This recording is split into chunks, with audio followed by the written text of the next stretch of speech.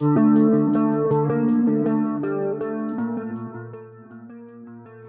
Students, this is Manoj. ഇതിൻ്റെ മുമ്പത്തെ സെഷനിൽ നമ്മൾ റെഡോക്സ് റിയാക്ഷൻ എന്താണ്, അതിൻ്റെ സിഗ്നിഫിക്കൻസ് എന്താണ്, വ്യത്യസ്ത ക്ലാസിക്കൽ കോൺസെപ്റ്റ്സ് റെഡോക്സ് റിയാക്ഷനെ സംബന്ധിച്ചിടത്തോളം എന്താണ്, ഓക്സിഡൈസിങ് ഏജൻ്റ് റോൾ എന്താണ്, റെഡ്യൂസിങ് ഏജൻറ്റ് ഏതാണ്, എങ്ങനെയാണ് അത് കണ്ടുപിടിക്കേണ്ടത്, എങ്ങനെ ഓക്സിഡേഷൻ നമ്പർ കാൽക്കുലേറ്റ് ചെയ്യണം, ഇത്രയും കാര്യം നമ്മൾ പഠിച്ചു. ഇനി നമ്മൾ അടുത്ത ടോപ്പിക്കിലേക്ക് കടക്കുകയാണ്. അതാണ് ടൈപ്സ് ഓഫ് റെഡോക്സ് റിയാക്ഷൻസ്. നമുക്ക് 4 വ്യത്യസ്ത തരത്തിലുള്ള റെഡോക്സ് റിയാക്ഷനാണ് പഠിക്കാനുള്ളത്. ഒന്ന് combination, decomposition reactions, displacement reactions and disproportionation reactions.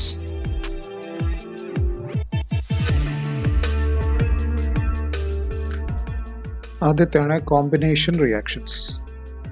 അങ്ങനെ നമുക്ക് ജനറലായിട്ട് എഴുതാൻ പറ്റുന്ന ഒരു ഫോർമാറ്റാണ് A+B=C. അതിൽ A അല്ലെങ്കിൽ B ഏതെങ്കിലും ഒന്ന് അതിൻ്റെ എലിമെൻ്റൽ ഫോമിലായിരിക്കണം. അതിൻ്റെ ഉദാഹരണങ്ങളാണ് C+O2=CO2, അതിൽ കാർബണും ഓക്സിജനും അതിൻ്റെ എലിമെൻ്റൽ ഫോമിലാണ്. N2+3H2=2NH3, നൈട്രജനും ഹൈഡ്രജനും എലിമെൻ്റൽ ഫോമിലാണ്. എല്ലാ കമ്പസ്റ്റൻ റിയാക്ഷനും, കമ്പസ്റ്റൻ എന്ന് പറഞ്ഞാൽ ബേണിങ് എന്തിൻ്റെ സാന്നിധ്യത്തിലാണ് നടക്കുക? ഓക്സിജൻ്റെ സാന്നിധ്യത്തിലാണ്. അപ്പോൾ ഇവിടെ എലിമെൻ്റലായിട്ടുള്ള ഓക്സിജനാണ് ഉപയോഗിക്കുന്നത്.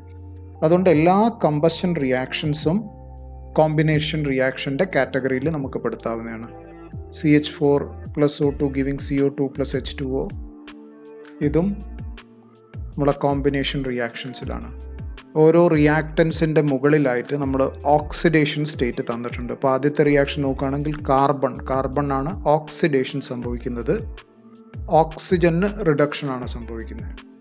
അതേമാതിരി നമ്മൾ രണ്ടാമത്തെ റിയാക്ഷൻ നോക്കുകയാണെങ്കിൽ നൈട്രജൻ ഹൈഡ്രജനായിട്ട് കമ്പൈൻ ചെയ്യുന്നു, നൈട്രജന് റിഡക്ഷനാണ് സംഭവിക്കുന്നത്, ഹൈഡ്രജന് ഓക്സിഡേഷൻ. ഇനി CH4 ഓക്സിജനായിട്ട് റിയാക്ട് ചെയ്യുന്ന സമയത്ത് carbon is oxidise to CO2, hydrogen പ്രത്യേകിച്ച് ഒന്നും സംഭവിക്കുന്നില്ല, എന്നാൽ ഓക്സിജന് റിഡക്ഷൻ സംഭവിക്കുന്നുണ്ട്. ഓക്കെ,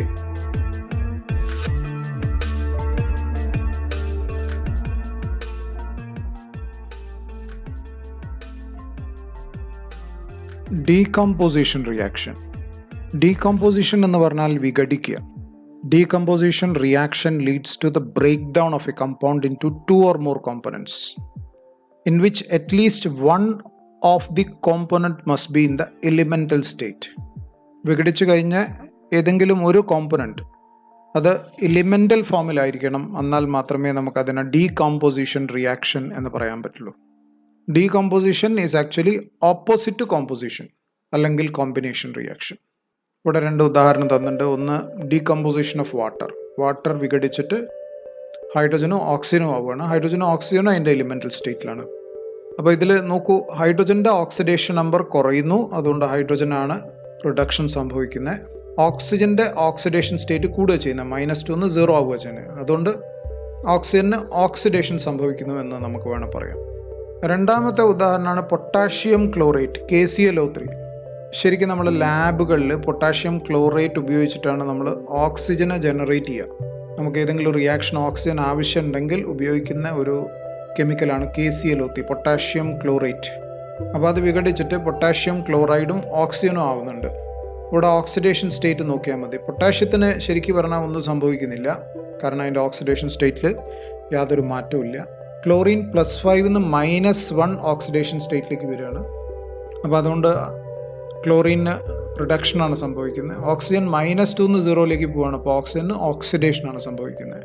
അപ്പം ഇത് റെഡോക്സ് ഡീകമ്പോസിഷൻ റിയാക്ഷൻ്റെ ഉദാഹരണമാണ്.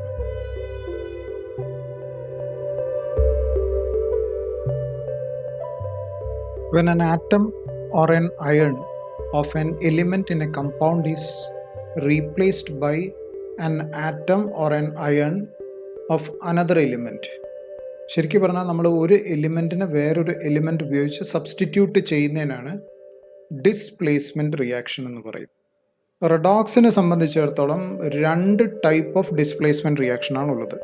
ഒന്ന് മെറ്റൽ ഡിസ്പ്ലേസ്മെൻറ്റും മറ്റേത് നോൺ മെറ്റൽ ഡിസ്പ്ലേസ്മെൻറ്റ് റിയാക്ഷനും.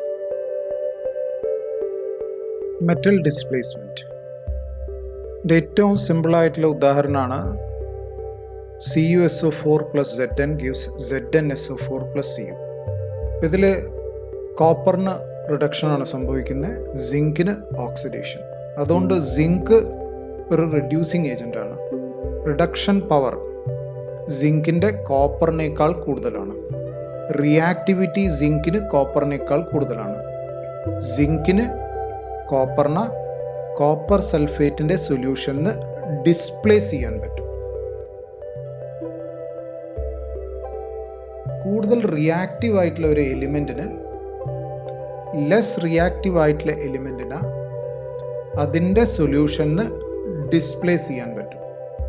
റിയാക്ടിവിറ്റീൻ്റെ ഇൻക്രീസിങ് ഓർഡറിൽ മുകളിൽ നിന്ന് താഴത്തേക്ക് എഴുതുന്ന പട്ടിക തന്നെയാണ് നമ്മൾ ഇലക്ട്രോ കെമിക്കൽ സീരീസ് എന്ന് പറയുക.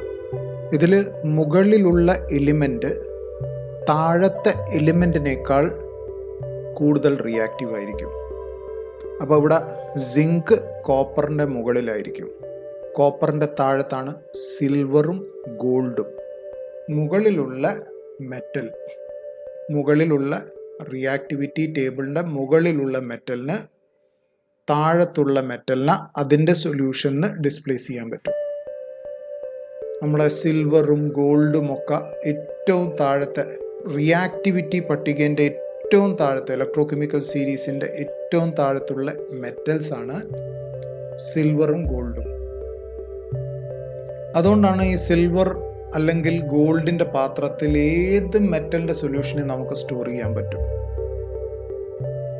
എന്നാൽ സിങ്കിൻ്റെ പാത്രത്തിൽ നമുക്ക് കോപ്പർ സൾഫേറ്റിനെ നമുക്ക് ഉപയോഗിക്കാൻ പറ്റില്ല. കാരണം കോപ്പർ സൾഫേറ്റിൽ സിങ്ക് ലയിക്കും. എന്നാൽ കോപ്പറിൻ്റെ പാത്രത്തിൽ സിങ്ക് സൾഫേറ്റിനെ നമുക്ക് ഉപയോഗിക്കാൻ പറ്റും. അപ്പോൾ ശരിക്കും ഈ മെറ്റൽ ഡിസ്പ്ലേസ്മെൻറ്റ് എന്ന് പറയുന്ന അതിൻ്റെ ധാരാളം ആപ്ലിക്കേഷൻ മെറ്റലർജിക്കൽ പ്രോസസ്സിലാണ്.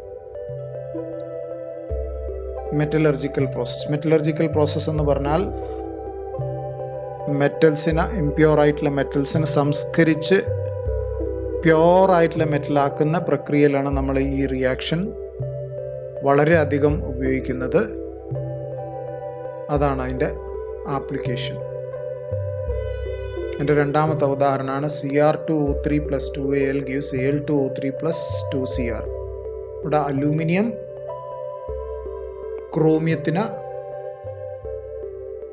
Cr2O3 ഡിസ്പ്ലേസ് ചെയ്യും.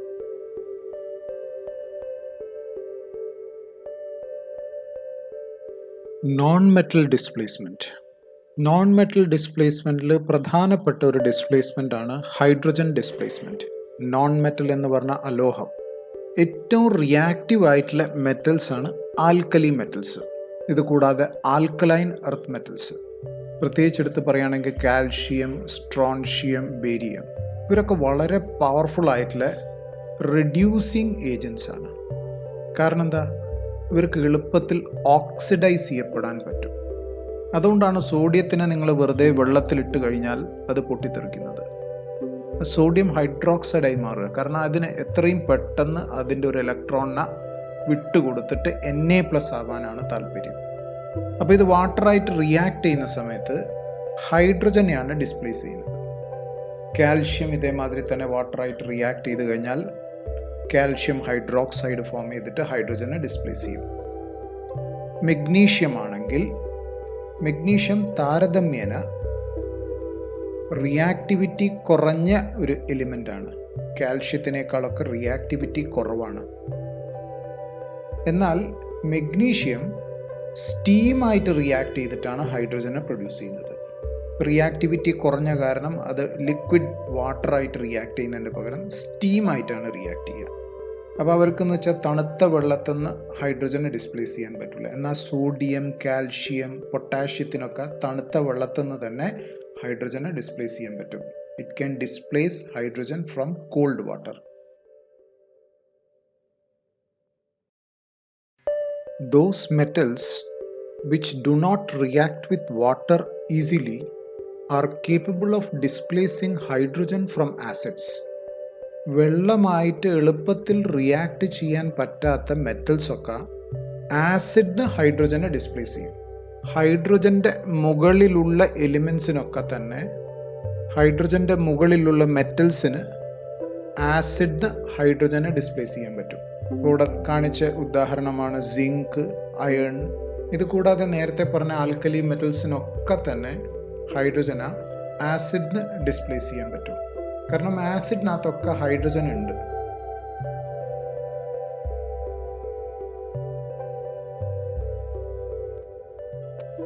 അടുത്ത നോൺ മെറ്റൽ ഡിസ്പ്ലേസ്മെന്റ് നമുക്ക് പഠിക്കാനുള്ളത് ഹാലോജൻസിന്റെ ഡിസ്പ്ലേസ്മെന്റ് ആണ്. ഹാലോജനും ഒരു നോൺ മെറ്റലാണ്. ഹാലോജന്റെ പ്രത്യേകത എന്താണെന്ന് വെച്ചാൽ halogens are very good oxidising agent. കാരണം അവർക്ക് എളുപ്പത്തിൽ ഇലക്ട്രോണിനെ സ്വീകരിക്കാനുള്ള കഴിവുണ്ട്. ഇലക്ട്രോണിനെ സ്വീകരിക്കുമ്പം അവർ റിഡ്യൂസ് ചെയ്യപ്പെടുകയാണ്. അതുകൊണ്ട് തന്നെ അവർ വളരെ പവർഫുൾ ആയിട്ടുള്ള ഓക്സിഡൈസിങ് ഏജൻ്റാണ്. നിങ്ങളിനി റിഡക്ഷൻ പൊട്ടൻഷ്യലിനെ കുറിച്ച് പഠിക്കും. ആ സമയത്ത് നമുക്ക് മനസ്സിലാവും ഹാലോജൻസിൻ്റെ റിഡക്ഷൻ പൊട്ടൻഷ്യൽ പോസിറ്റീവാണ്. റിഡക്ഷൻ പൊട്ടൻഷ്യൽ പോസിറ്റീവ് എന്ന് പറയുമ്പോൾ അവർക്ക് റിഡ്യൂസ് ചെയ്യപ്പെടാനുള്ള ടെൻഡൻസി പോസിറ്റീവാണെന്നുള്ള അർത്ഥത്തിലാണ് റിഡക്ഷൻ പൊട്ടൻഷ്യൽ പോസിറ്റീവ് എന്ന് പറയുന്നത്. അപ്പോൾ ഇതിൽ ഏറ്റവും പവർഫുൾ ആയിട്ടുള്ള ഓക്സിഡൈസിങ് ഏജൻറ്റ് അതാണ് ഫ്ലൂറിൻ. ഹാലോജൻ്റെ ഓക്സിഡേഷൻ പവർ നോക്കുകയാണെങ്കിൽ ഗ്രൂപ്പിൻ്റെ താഴത്തേക്ക് പോകുമ്പം അത് കുറയുക ചെയ്യുന്നത്. ഫ്ലൂറിൻ്റെ reactivity is so high that it can react with water and displace oxygen. അതിനെക്കുറിച്ച് പിന്നീട് ഞാൻ പറയുന്നുണ്ട്. ഇവിടെ ഫ്ലൂറിൻ ഒഴിച്ച് ബാക്കിയുള്ള ഹാലോജനെ എടുത്ത് പറയുകയാണെങ്കിൽ ക്ലോറിന് ബ്രോമിന് അയഡിന് അതിൻ്റെ സൊല്യൂഷന് ഡിസ്പ്ലേസ് ചെയ്യാൻ പറ്റും. ബ്രോമിന് അയഡിന് അതിൻ്റെ സൊല്യൂഷന് ഡിസ്പ്ലേസ് ചെയ്യാൻ പറ്റും. അപ്പോൾ ഇവിടെ നമ്മുടെ രണ്ടാമത്തെ റിയാക്ഷൻ ഉണ്ടല്ലോ, Cl2+2Ki. ഇപ്പോൾ Cl2 എന്ന് പറഞ്ഞാൽ ഗ്യാസാണ്. പൊട്ടാഷ്യം അയോഡൈഡ് എന്ന് പറഞ്ഞാൽ വെള്ളത്തിൽ ലയിപ്പിച്ച സൊല്യൂഷനാണ്. അത് പൊട്ടാഷ്യം ക്ലോറൈഡായിട്ട് മാറുന്നു, അയഡീനെ ലിബറേറ്റ് ചെയ്യുന്നു. എന്ന് പറഞ്ഞാൽ ക്ലോറിൻ അയഡീനെ അതിൻ്റെ സൊല്യൂഷന് ഡിസ്പ്ലേസ് ചെയ്യുന്നു. ഇതേമാതിരി ബ്രോമിന് പൊട്ടാഷ്യം അയോഡൈഡിന്ന് അയഡീനെ ഡിസ്പ്ലേസ് ചെയ്യാൻ പറ്റും. എന്നിട്ട് പൊട്ടാഷ്യം ബ്രോമൈഡായി മാറും. ഫ്ലൂറിന് ഈ 3 സംഗതിനെ ഡിസ്പ്ലേസ് ചെയ്യാൻ പറ്റും.